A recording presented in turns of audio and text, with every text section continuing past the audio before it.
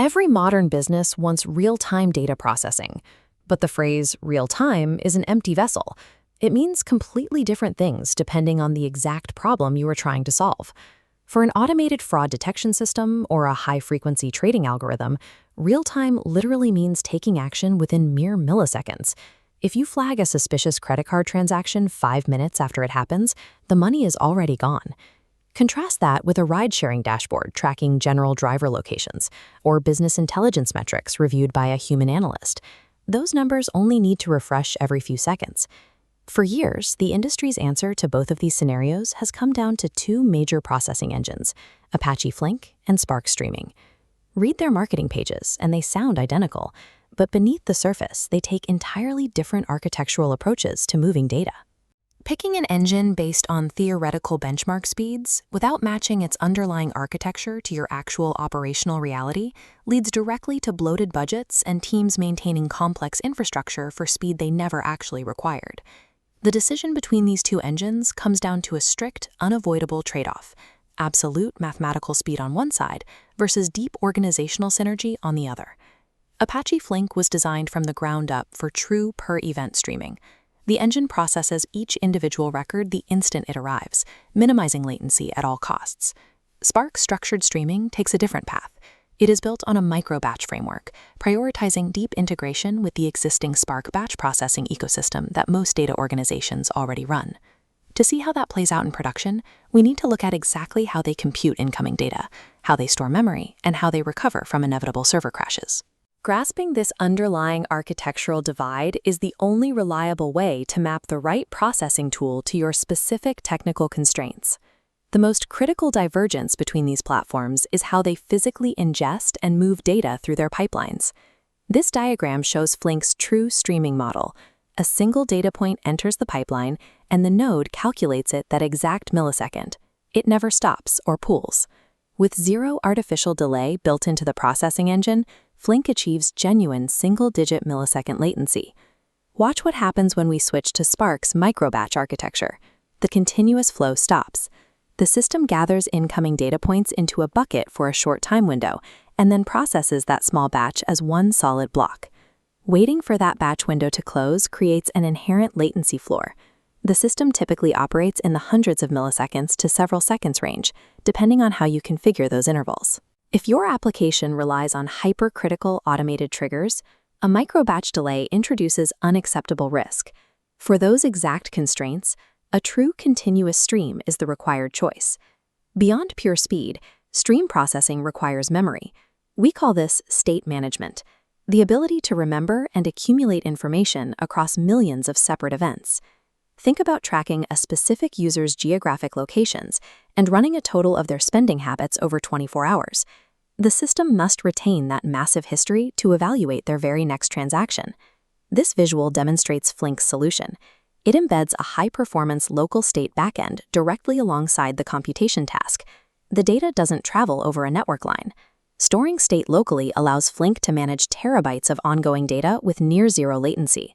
Spark structured streaming handles stateful operations like standard aggregations well. However, its architecture is historically less optimized for managing this type of immense, continuously shifting state across a massive cluster. When an application requires deep cross-event memory to make instantaneous decisions, an embedded local state backend provides a clear structural advantage. Of course, servers crash. When a node fails during a stream, the engine must recover without dropping data or processing the same transaction twice. Looking closely at this stream, you can see Flink's recovery mechanism. It injects special marker records called checkpoint barriers directly into the live data. As a barrier passes through a node, the node takes a coordinated snapshot of its current state. It creates a perfectly consistent backup across the entire distributed system, and it does it without ever pausing the ongoing flow of incoming records. Spark utilizes its existing micro-batch structure. It uses write-ahead logs to track exactly which discrete batches have successfully finished. If a failure happens partway through a block, Spark cleanly replaces that specific batch. Both methods guarantee exactly once processing. But relying on barrier markers allows you to achieve absolute fault tolerance without artificially delaying the stream to wait for a batch to close. Flink holds the performance edge. But raw technical capability means little if it doesn't align with your organization's broader engineering infrastructure. The vast majority of heavy data engineering teams already run Spark for their large-scale batch processing. If you adopt Spark structured streaming, your team uses the exact same unified API they already know. The operational return on investment here is massive. You reuse data frame operations, share the same optimizers, and rely entirely on existing skill sets. There is no retraining phase. Choosing Flink historically forces an organization to stand up, learn, and maintain a completely separate, highly complex technological stack right alongside the batch systems they are already running. For most engineering departments, the operational elegance of unifying batch and streaming workloads under a single programming model easily outweighs shaving off a few milliseconds.